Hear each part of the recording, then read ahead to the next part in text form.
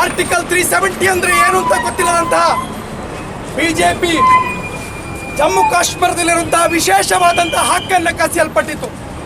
ಸ್ವಾಮಿ, ಒಂದು ರಾಜ್ಯ, ಒಂದು ದೇಶ, ಒಂದು ರಾಷ್ಟ್ರ ಅಂತ ಹೇಳ್ಕೊಂಡು ನೀವು ಹೋಗಿದ್ದೀರಿ ಸ್ವಾಮಿ. ಅಲ್ಲಿಯ ಆಪಲ್ ಗಿಡ ನಿಮಗೆ ಏನು ಮಾಡಿದೆ?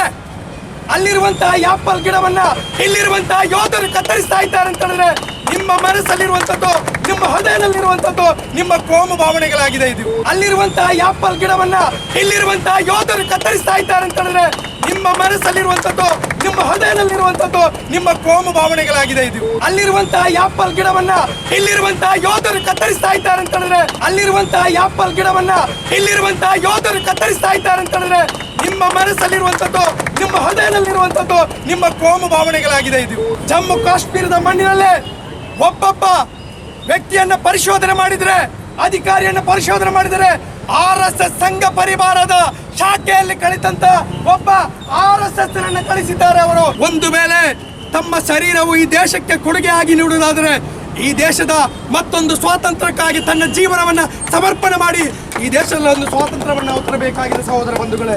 ಒಂದು ವೇಳೆ ತಮ್ಮ ಶರೀರವು ಈ ದೇಶಕ್ಕೆ ಕೊಡುಗೆಯಾಗಿ ನೀಡುವುದಾದರೆ ಈ ದೇಶದ ಮತ್ತೊಂದು ಸ್ವಾತಂತ್ರ್ಯಕ್ಕಾಗಿ ತನ್ನ ಜೀವನವನ್ನ ಸಮರ್ಪಣೆ ಮಾಡಿ ಈ ದೇಶದ ಒಂದು ಸ್ವಾತಂತ್ರ್ಯವನ್ನ ತರಬೇಕಾಗಿದೆ ಸಹೋದರ ಬಂಧುಗಳೇ.